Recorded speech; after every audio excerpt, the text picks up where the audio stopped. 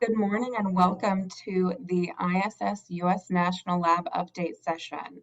If you have questions for the speakers during the session, please click the Track 3 Chat tab right above the session window to enter them into the chat feature. And now we are pleased to welcome Betsy Cantwell, Senior Vice President, Research and Innovation for the University of Arizona, and Alex McDonald, Chief Economist for the Office of the Administrator of NASA. Good morning, everyone. Good morning, all. So, Alex, I think we should just get started by introducing ourselves in a little more detail. Alex and I have known each other for a really long time, but not in the current configuration in which we interact. And we were asked to talk about the ISS National Lab for me because I recently chaired an independent review team on CASIS, the managing entity for the ISS National Lab. And I also chaired the original 2011 decadal study on life and microgravity science in space. And that study actually was done largely before the ISS National Lab was designated. So I have this kind of historical perspective. And what about you do too, Alex? Yeah, to a certain extent, yeah, thanks, Betsy. And, you know, I've been at the agency now for about 13 years and was not all that long ago made the chief economist, but most recently also was co-detailed effectively to HUMD, the Human Exploration Operations Mission Directorate, under which the ISS and the ISS National Lab cooperative agreements are managed. And actually, in response to some of the recommendations of the IRT, a new position was created within HUMD, which is the program executive for the ISS National Lab. And I currently also serve in that role. So lots of things to talk about. I don't know how you want to get started there, Betsy. Well, you know, I thought one of the things we really noted in the study, and is something that is worth talking to all of these folks about, is the amazing and very positive difference between the world that was envisioned when the ISS National Lab was designated and the real prescience of that choice on the part of the nation, and where we are today, and the places that we're moving with great rapidity, you know, very fast into more possibilities for true commercialization of the LEO environment, many more entries into the commercial space world, and an entirely new environment for access. Yep. Yeah, absolutely. I mean, a little bit of the history, because we both lived at certain degrees, right? You know, the first legislation that created the National Lab was in 2005, when essentially the entire station was designated a national lab. And this was the first, you know, the first understanding, you know, from the nation that said, you know, it's valuable to have a national lab in space. And at that time, there wasn't really a sense of what that was going to look like. It was just this idea that this was a valuable way to think about it. And then 5 years later, in the 2010 Authorization Act, another law, you know, essentially designated what we currently operate under, which is the idea that essentially 50% of the resources of the ISS should be used for essentially non-exploration purposes, to ensure that as wide an array of users as possible across the nation can benefit from accessing the unique research facility that is the National Lab. And that 2010 authorization language basically prescripted a particular form of cooperation, a cooperative agreement, that said that NASA shall enter into a cooperative agreement in order to manage this national lab. And you know, that then led to a competition that led in the selection of CASIS. And we can talk a little bit about some of the parts of that I think have worked quite well. And we can also talk about some of the things that haven't worked as well, and that we've now kind of recognized now 10 years on, you know, that we think we might want to be be shifting going forward. But to your point, there have been an incredible set of positive signs. Back in 2010, the whole idea of a national lab was something of an experiment. It was a question as to whether or not there would be a lot of other users. Well, now 10 years later, we know that there have been over 500 different payloads that have flown through the national lab, over 70% of which have come from what you would call commercial users, ranging from Fortune 500 companies to startups. And in fact, we know of a number of businesses that have really been accelerated very, very substantively by their ability to fly essentially technology demonstrations on the space station. We could go into some of the examples, but there's at least 3 companies that after they flew a tech demo of their technology on the ISS via the ISS National Lab, have raised over $10 million in private funding because they were able to show investors that their technology works in space.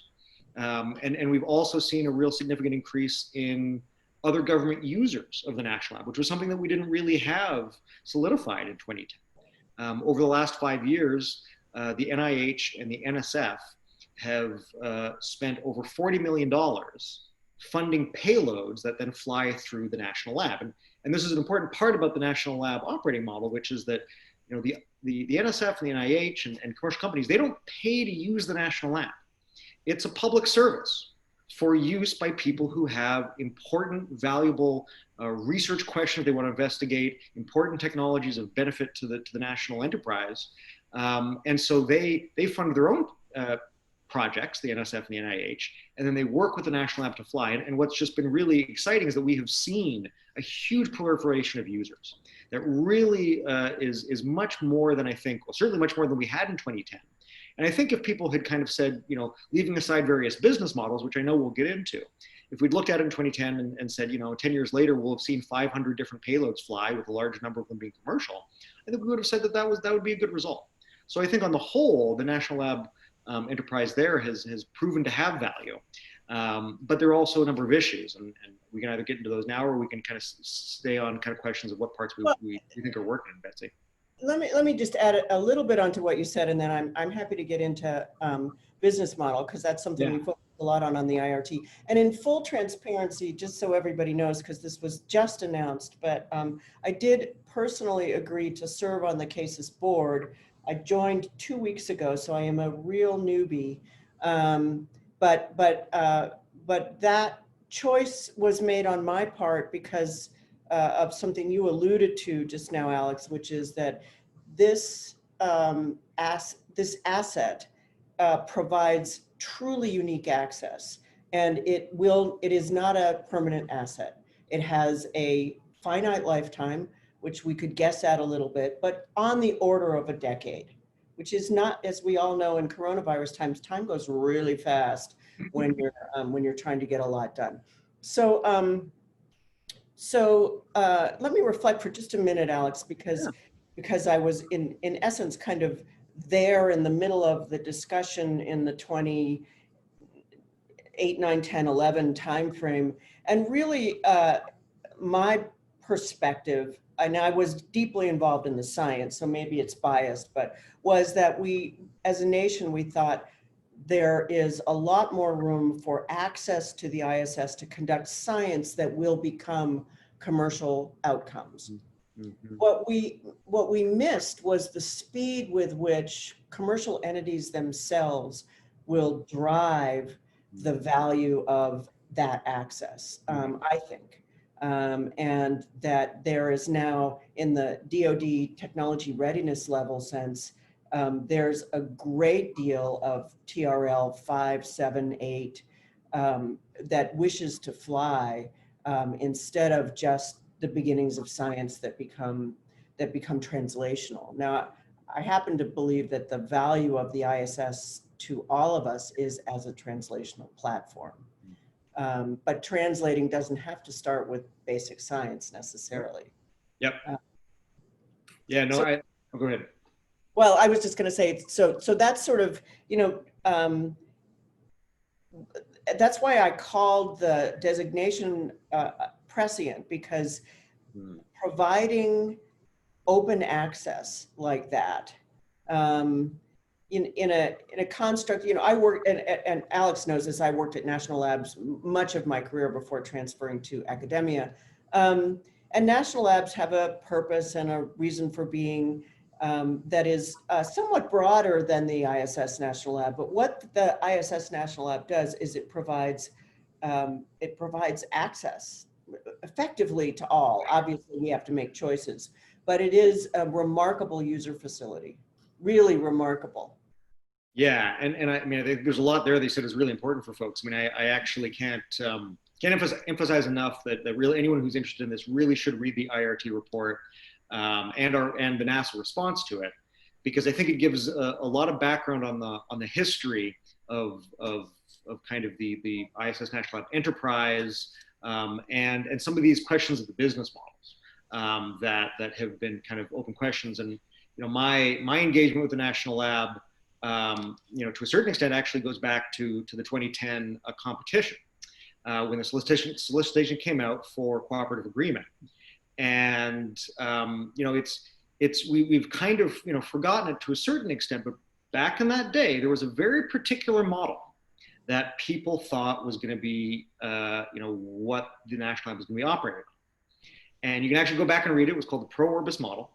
And it was a very, very specific kind of enterprise that really was envisioning that whoever was going to set up this national enterprise the National Lab was going to be, in its own way, a kind of business. And actually, if you read the legislation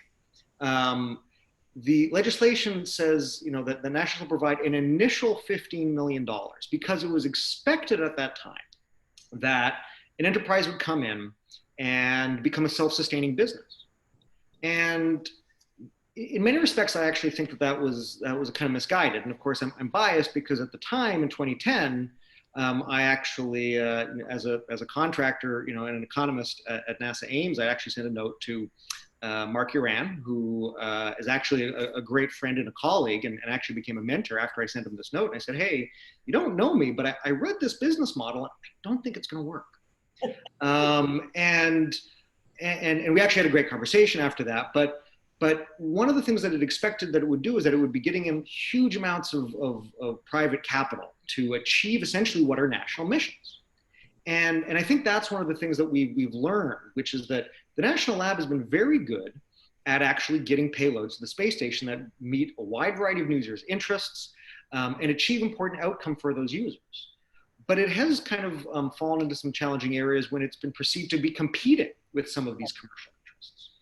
And that, I think, stems from this kind of original model. And I think one of the things that's really important at a high level, before we even get into the kind of current state, that after 10 years, of this experiment, the experiment has produced important and valuable results in some areas, but I think we've realized that this idea that the operating partner of the National Lab was somehow going to ever become an independent business, right, and become a self-sustaining revenue generator, but that's not really viable right now, but it's also actually the wrong way to do it, because it ends up competing with the really incredible commercial companies that are able to do some of this business itself. And that what the real model is, and you've already alluded to this, Betsy, the real key model is to understand that the National Lab is an almost unprecedented type of public service.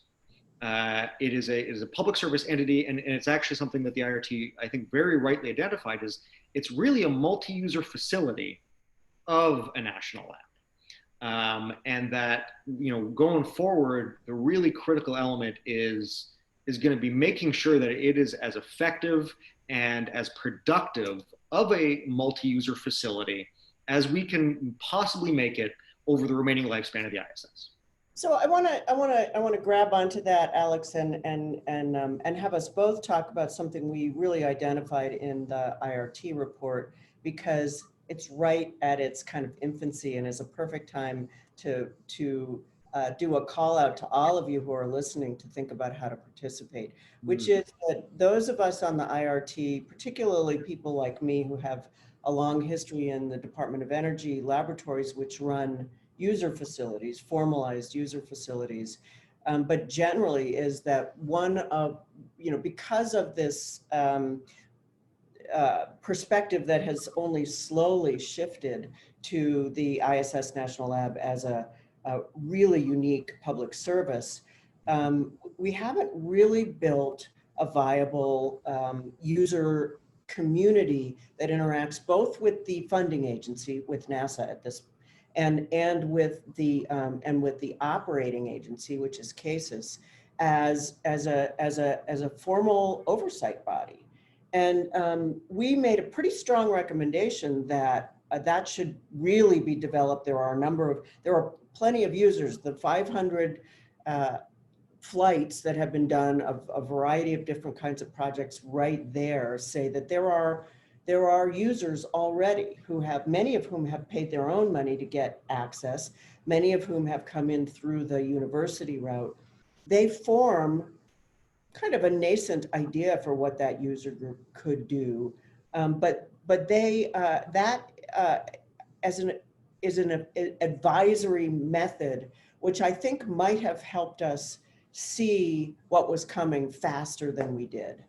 Right. And so, I mean, now with the benefit of hindsight, we can kind of say very clearly, we needed this type of user advisory committee, because any national facility that has to take in input and projects from multitude of users benefits from that. But of course, during the origin, if you think you're setting up an independent, sustaining company, well, then that's maybe not how you do it. So I think this is, I guess we're both trying to say in multiple different ways, right? That there's a real recognition of now where the core of the business model is today, and that we need to refine that.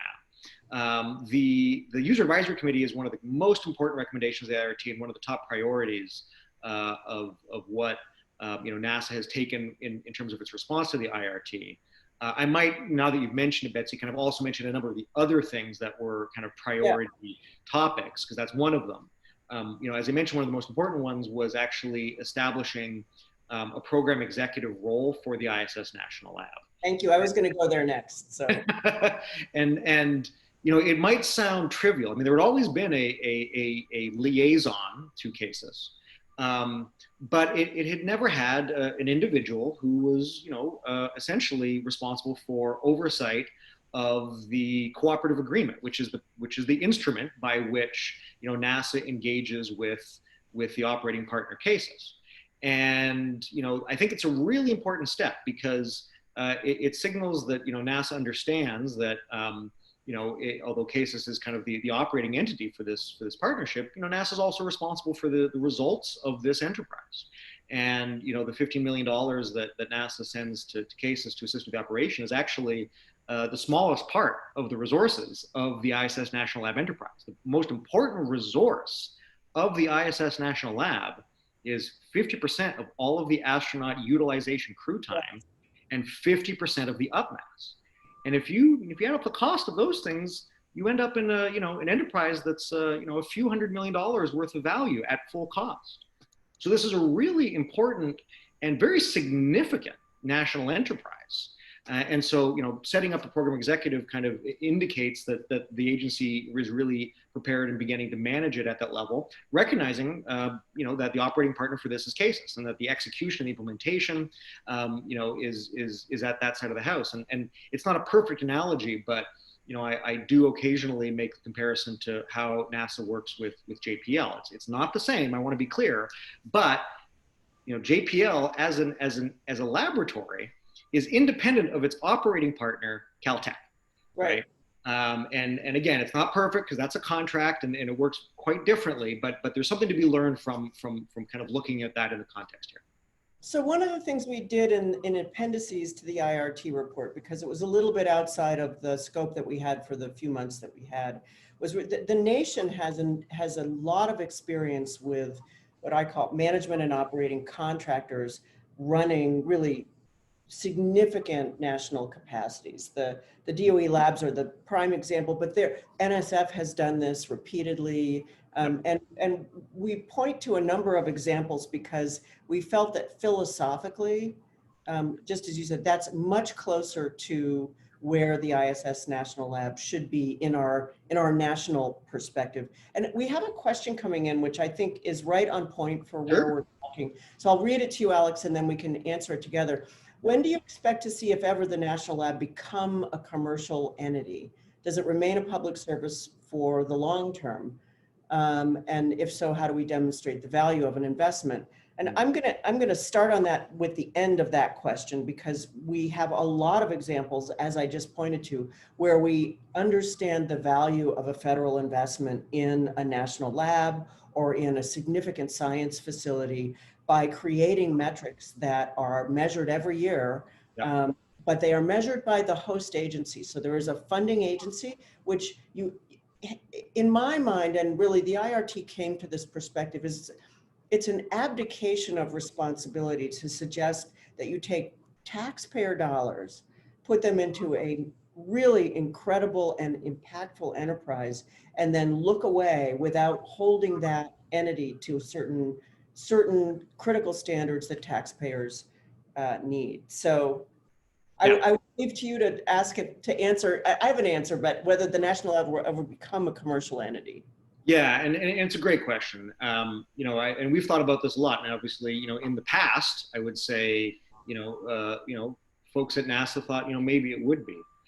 I think now, personally, I think it's actually really important to be clear that actually, for the rest of the life of the ISS, the national lab will be the public service that provides access to it. And in fact, we believe in that model of a kind of public service enterprise so much that actually, you know, in our response to the IRT, we actually suggested an idea at the end of our response that said, you know what, this idea of being a public service kind of anchor customer for a platform in LEO is so important, we might want to extend it to future platforms. And we introduced the idea in that response of the idea of a low Earth orbit national lab. And I think the way to think about this really is that developing a robust economy in low Earth orbit is going to require a multitude of effective tools for both government support and kind of government you know, use of different commercial activities. And so there's, you know, when you look at the overall low Earth orbit commercial kind of set of studies that you can kind of read online. You know, NASA paid about 10 different companies to kind of look and talk about their models, and their summaries are, you can find them online. There's also a very good study on LEO commercial platforms by the STIPI Institution. I recommend people read that. When you kind of do the summary, there's lots of different views, but if you kind of, you know, sum them out, essentially there's a kind of recognition that for quite a long time, the government is probably going to have to be an anchor customer if we are serious about having a continuous presence in low Earth orbit, right? I'm an economist. I can't wait to the day until there is a robust non-government market for these things. But right now, there's really going to be a kind of a need for government purchase. And so one of the key parts is that there's a distinction between NASA's need for a new platform in LEO when the day comes where the ISS is not that platform, and that would be to do NASA exploration work and to do astronaut crew training. But then there's also this question of the extent to which the nation wants a laboratory in low Earth orbit to achieve other important objectives that aren't just NASA's objectives. And I would argue that we have the next however many years we have to make that case, and we have to make that case with results. We have to be able to show important results that are worthy of us taking this experiment to whatever next platform we have. And so that's what we're working on. And I haven't even, I'm going to put my scientist hat on for a minute, because in the sciences, we ask the following question. When the ISS is not the primary platform through which US scientists can access the low gravity or zero gravity environment, and there are a multitude of platforms which have a multitude of business models in LEO, how do we actualize a scientific enterprise so that access is routine, and it won't always be to the same platform? Does it look like, I mean, there's a lot of ways of thinking about that. I honestly bring that up because I think this whole community needs to really, it's a focusing question. Science is not a commercial enterprise, but it's still greatly impactful and important for our capacity as a species to deliver what we need to in space environments. And so we've got to really ask the question, with a robust multi-platform LEO environment, how do we do science? Right, exactly. And then just, 100% agree. And then from the economics perspective, that science demand can serve as a really important source of revenue coming from the nation. that can help close business cases. So that's part of it too. You know, I realize we got kind of down into that part of all. I didn't kind of finish the rest of the efforts there. I do want to get through them there because I can see questions are coming in, and I do want to kind of focus on that for the last half of our time here. You know, another really important you know, set of activities that we're undertaking as a result of the IRT, of course, and Betsy's very aware of this because she's part of it, is kind of you know, working with cases to you know, kind of get new board composition and eventually getting a new executive director. And, you know, obviously, you know, it goes without saying that it's appreciated that Betsy is willing to volunteer to serve on the board because the board roles are not compensated. So this is something that, you know, is essentially a national public service in its own right as a nonprofit. And I want to thank, you know, frankly, the board for really stepping up, and there are 4 really good new board members. And, you know, I think that all the board members, including those who had recently been on the board, who helped engineer this transition, have really provided an important service and helped respond and helped us as an enterprise respond. So I think that set of transition activities are well underway. One that's really, I think, important to me that was also identified was really taking a hard look and a hard scrub of the National Lab proposal process and the evaluation process.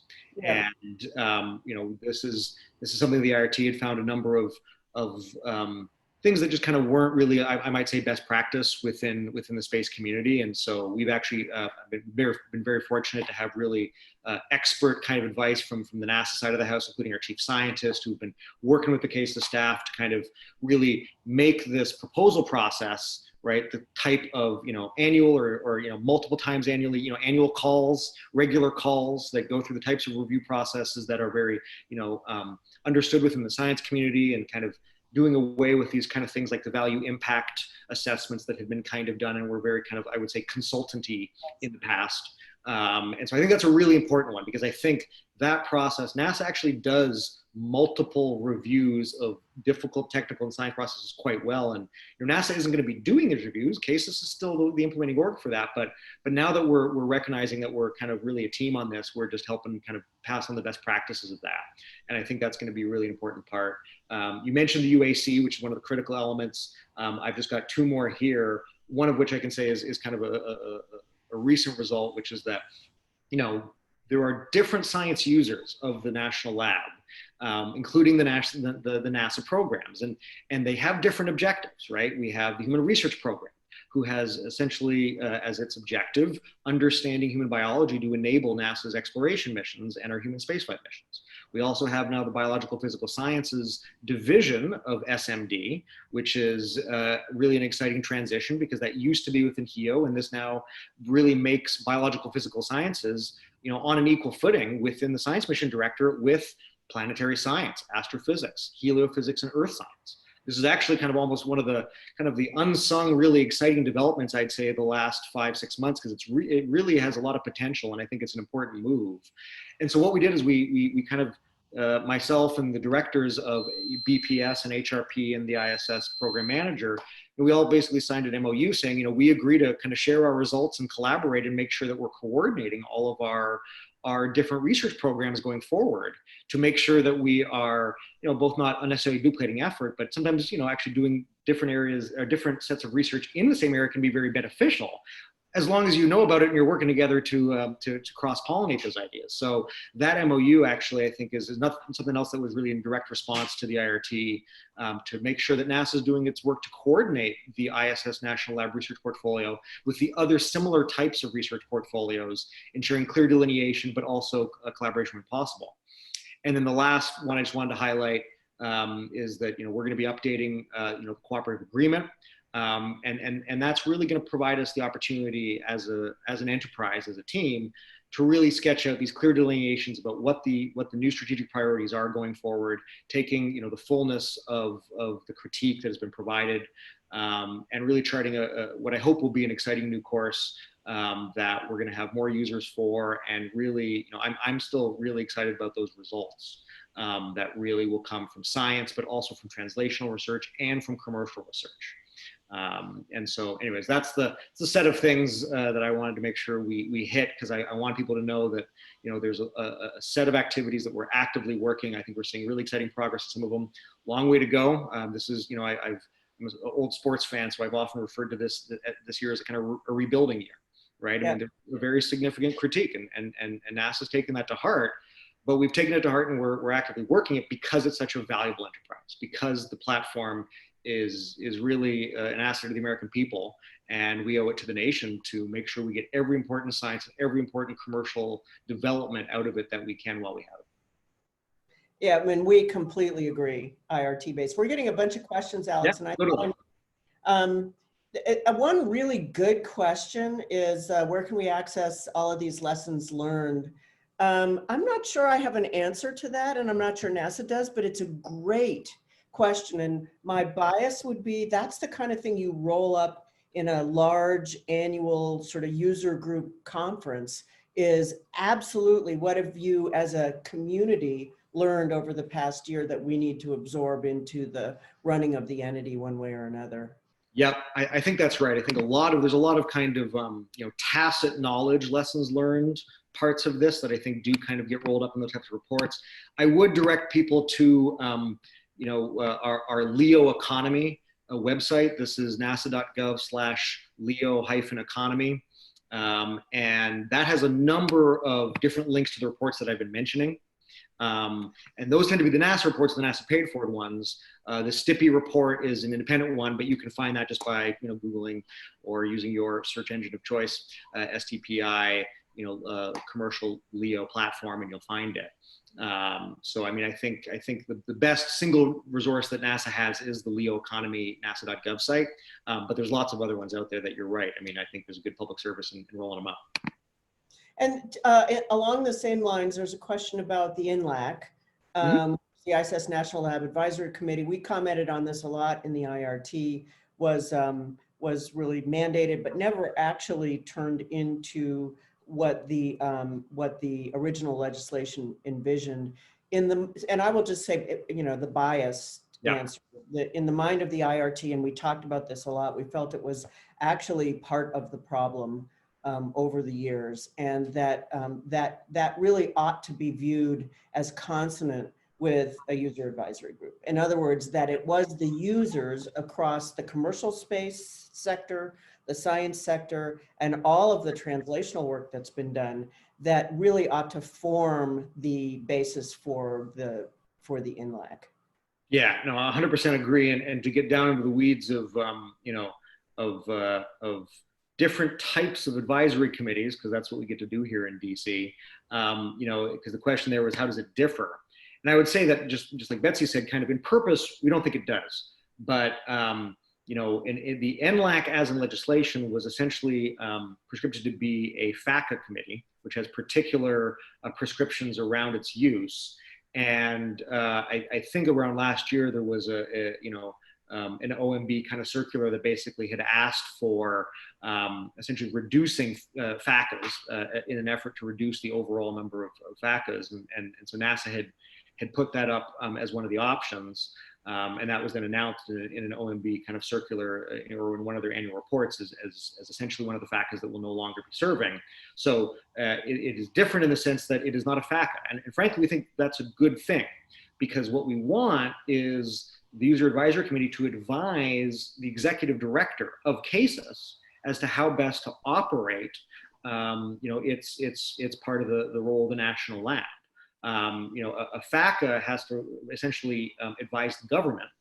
And we believe that actually the key entity that needs the advice, needs to integrate the advice, is the operator of the national lab, which is CASIS. So that's the kind of the structural difference. But the 100% intent of the User Advisory Committee is to meet the intent of the mandate for the NLAC.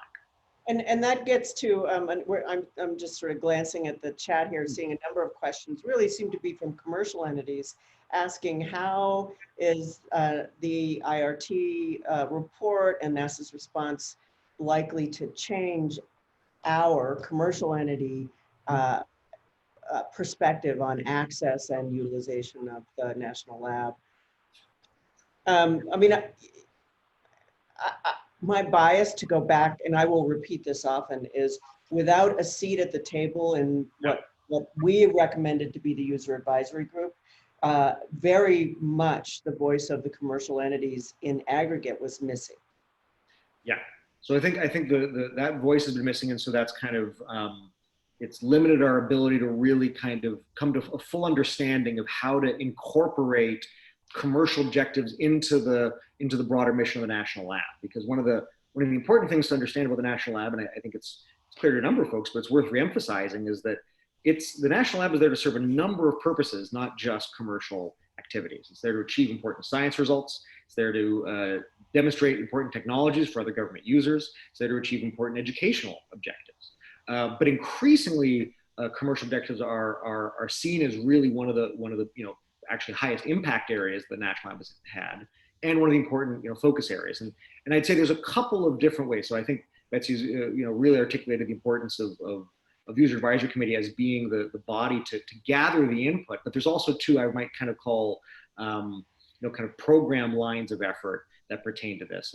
And one is an area that we've kind of talked about and we've kind of actually made investments in the past, which is companies that are able to produce things in space, or companies that are able to systematize science results such that those science results are not just one-offs, because one-offs can be valuable, but they're different than if you have a systematized science process that every few months or every year is incorporating results into a terrestrial science and technology supply chain, right? I think as an economist, one of the most important parts of the problem that we're going to need to get right if we really can show broad-based economic impact is taking a particular application of microgravity and scaling it.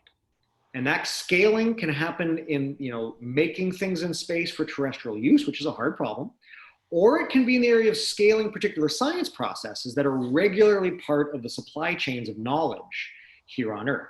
And that too is a hard problem. But that scaling part, I think one of the things that I would just like to see is a real focus and a real kind of innovative mindset in the commercial sector saying, okay, how do we take processes and scale them, right? And we've actually seen some good results in that. Actually, we figured out how to scale at least one part, which is we figured out how to scale CubeSat deployment from the ISS. That part we figured out how to scale, right? But that's also an area where there are other ways to achieve that objective, right? You can launch CubeSats through small through small launchers. I think one of the really key findings is going to be kind of taking those lessons learned from how to scale these businesses, and then seeing how we do that for really important fundamental frontier technology applications. Because if we can do that, we can deliver on the promise of the National Lab and actually enable potentially a whole new area of industrial leadership through the use of the National Lab. So I think that's one key area. I want to highlight one more because it's something we've increasingly come to understand as well, which is that we need to be able to provide for the commercial users, including for things like CubeSat launch, we need to be able to provide a certain kind of guarantee of when access to the platform is going to be there. Because right now, there just isn't enough certainty on the part of our kind of commercial users of when various payloads are going to be going up. And so, we haven't quite, finalized what that's going to look like, but that's an important area that we understand that kind of being able to figure out a framework for providing that certainty to commercial users that are doing R&D is a really important part of it as well. So let's riff on that a little bit, because we're getting a lot of questions about, and I think it's accurate without specifying when, that the ISS will not only not last forever, it will not last for another 50 years. It is not going, it's an engineered system that will eventually age out. We can do a lot of things for some period of time, but it is going to have the usual kinds of problems. When we move to, and I'll go back to the discussion I had earlier, but really ask the question, what are the business, because I think we may see entirely new business models invented in order to think about multi-platform access in LEO alone, which will help us think about multi-platform access beyond LEO. Right. And, you know, in my little puny science mind, I think about, well, do we develop auction methods that are sort of just in time so that my experiment, you know, a week before, but you can't do that. I mean, you really have to be right now in order to launch on anything, you have to have many, many months prior to that delivery to the LEO environment to be ready for that. I don't know whether NASA's thinking about this altogether, but I certainly invite the community to think about whether or not we need to invent not only means of access, but new business models.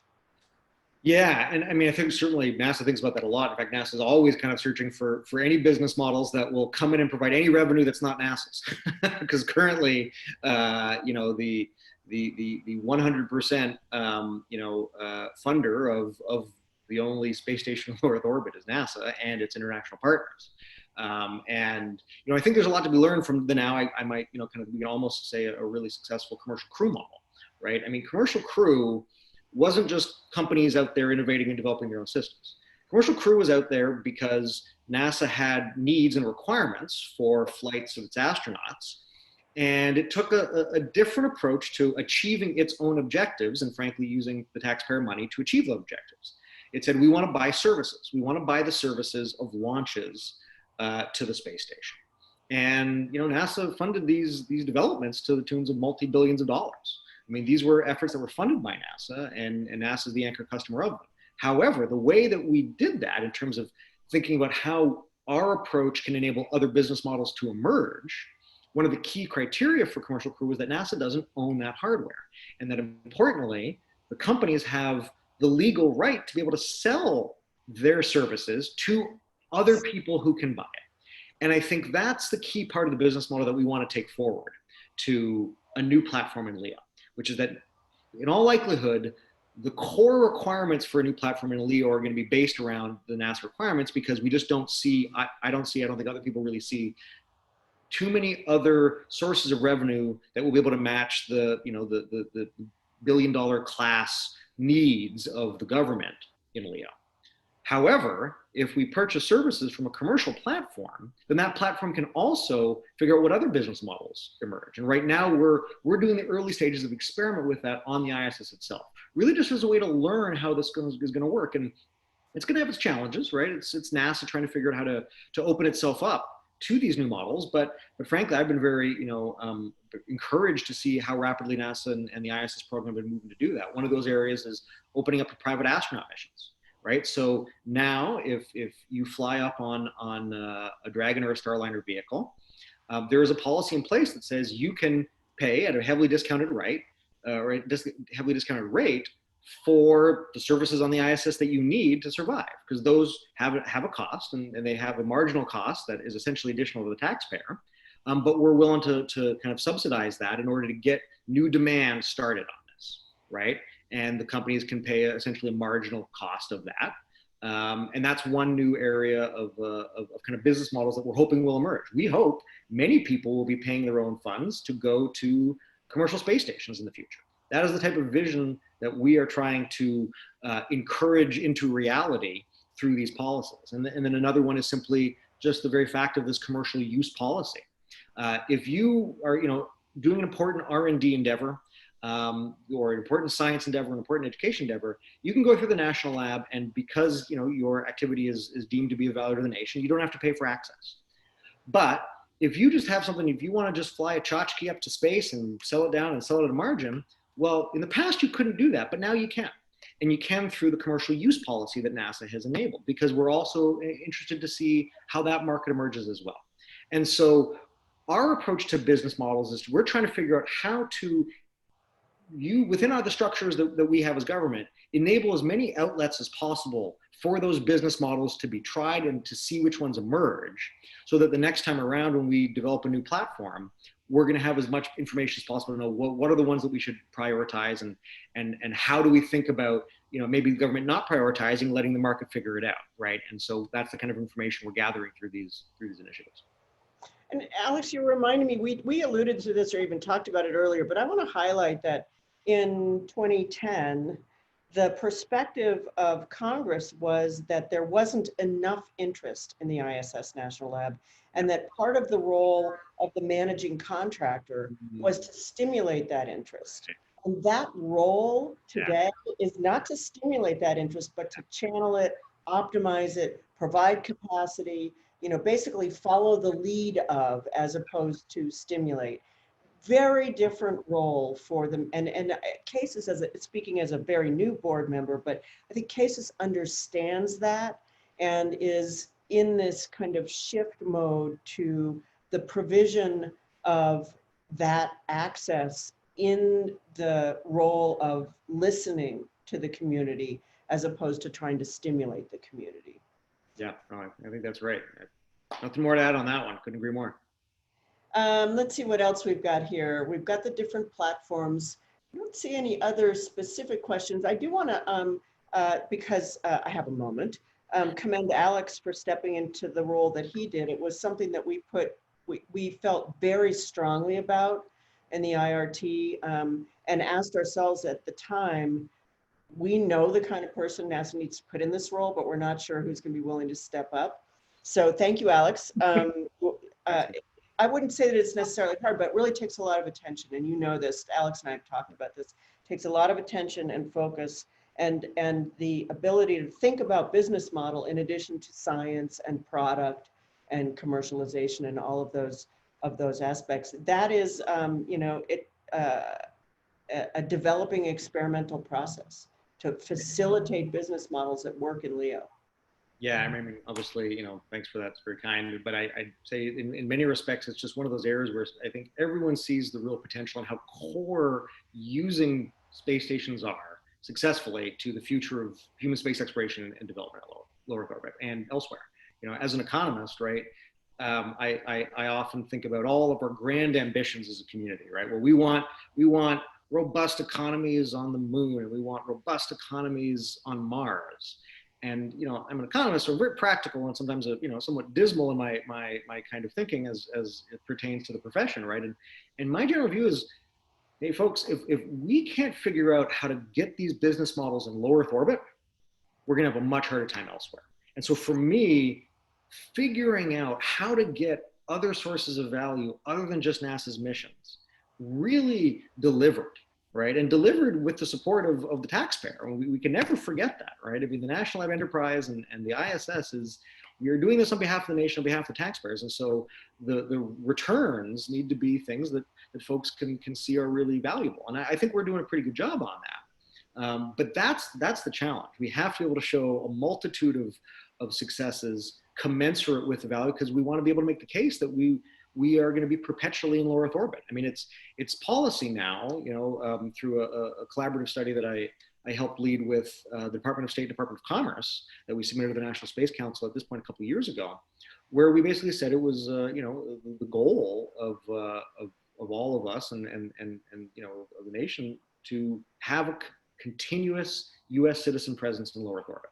Right, that's a really important policy statement. We're starting to see, bills emerging that have not yet passed into law, but that have language like that. So, this is a really exciting and interesting new phase, because we've moved beyond just advocating for a particular platform, but we're now trying to establish as national policy this principle that we will always have people in low Earth orbit doing important work for the nation, right? And so I think that's a really exciting one, and obviously as an economist, I think this is an important one that we got to get right. So, yeah, happy to do it. So along those lines, one of the things we saw during the time period on the independent review team where we were talking to lots of people was this really incredible tension between where commercial entities felt there was value to be found out of operating in LEO, and the predisposition to think about, do we stimulate, drug development, or things that came from a theoretical perspective on how a low gravity environment might enhance capacity to deliver. I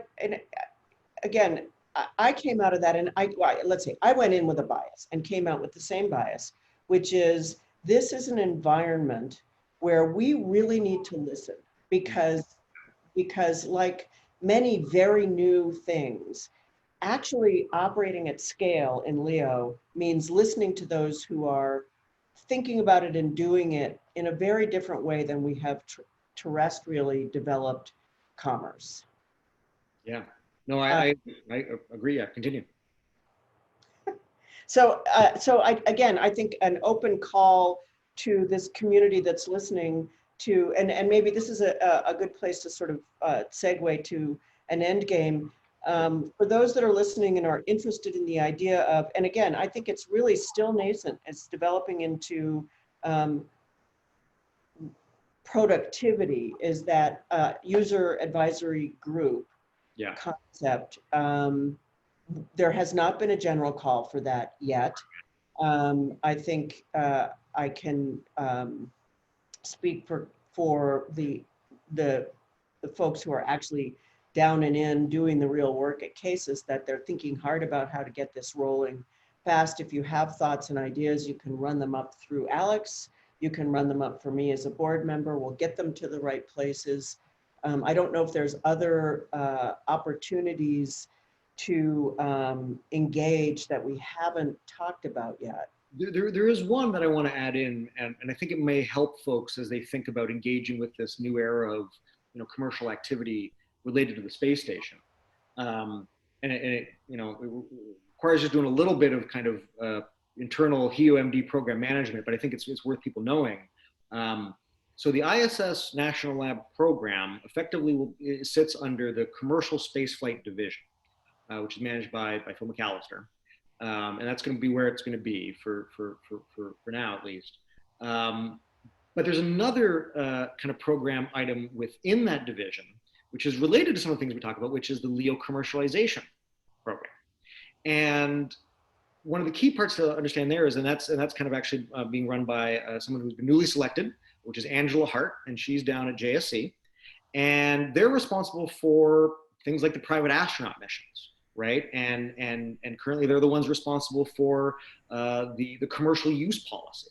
So I think what I want to say there is just simply that, in the past, the National Lab has kind of always been seen as, well, this is the place you go for whatever, whatever commercial related thing you have. And the reality is, as you know, is that the legislation doesn't actually say that. Legislation says that this is a facility to be used for important research and science and education results. Right. And it's still going to be that. Now, some of those science and research and education results are commercial, and that's where we work with.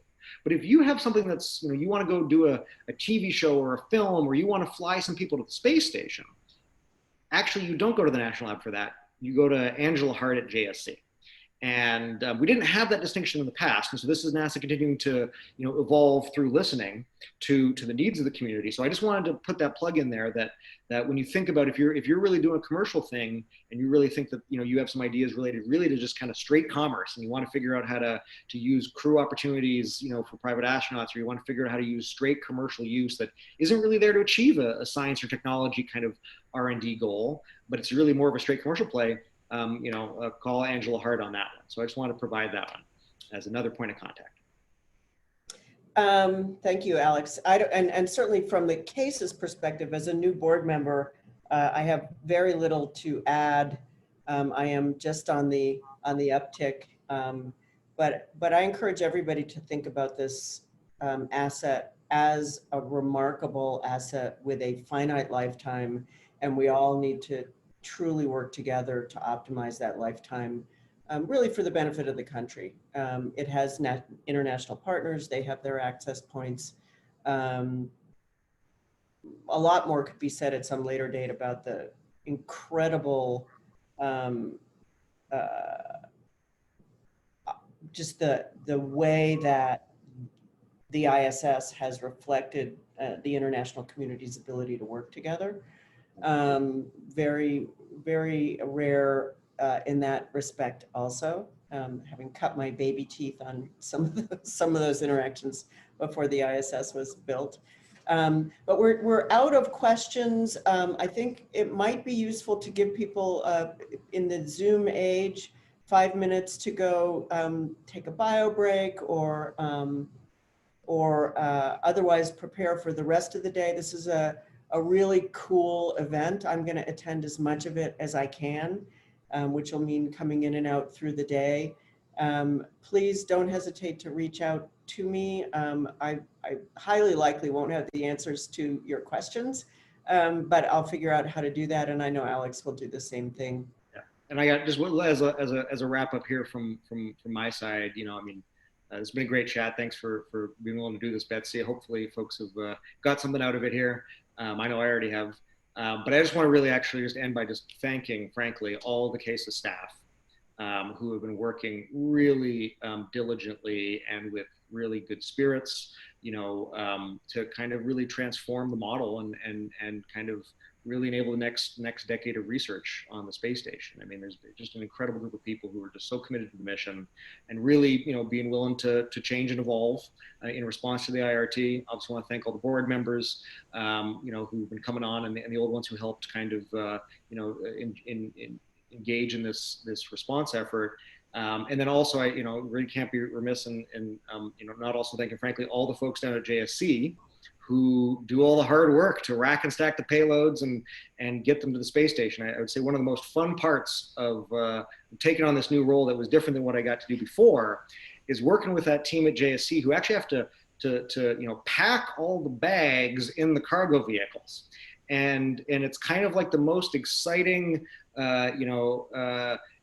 space adventure version of a summer road trip with the family you can think of, which is, okay, well, we can fit this bag in, but not that bag in because the trunk is only so big, and you need space for the dog.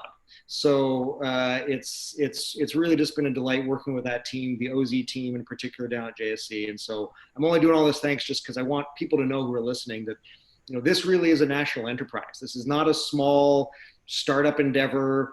This is something that really is a core part of what the ISS is all about, but it's also being done in this really exciting, innovative, cooperative partnership with the team at CASIS. We've had incredible results, and I'm really confident that, as we go through activities here over the next 6 months and a year, that we're going to be, really setting up the table for even more exciting stuff to come. So yeah, thanks to everyone who has any part in all of this. And I will highlight that throughout today, you will hear a lot more details from the CASIS team about what we have accomplished recently and where we're going. So I encourage you to stick around and listen to some of the incredible things that are actually happening right now. Thank you, everyone. Alex, I think we have to click leave meeting in order to do what we have to do. We do. Hopefully you enjoyed this, and maybe we'll come back next year and have a whole new approach. Hopefully the amount that we've been able to move forward between now and then, pandemic notwithstanding, will be worth another hour. So thanks, everyone. Thanks all. Take care out there. Bye now. As always. Bye. Thank you, Betsy and Alex, and thank you to the audience for your questions. Please stay tuned for the next session in this track, the ISS National Laboratory Partner Panel, beginning at 11:45 Eastern, or visit the session lobby to view your next session. Thank you and enjoy your day.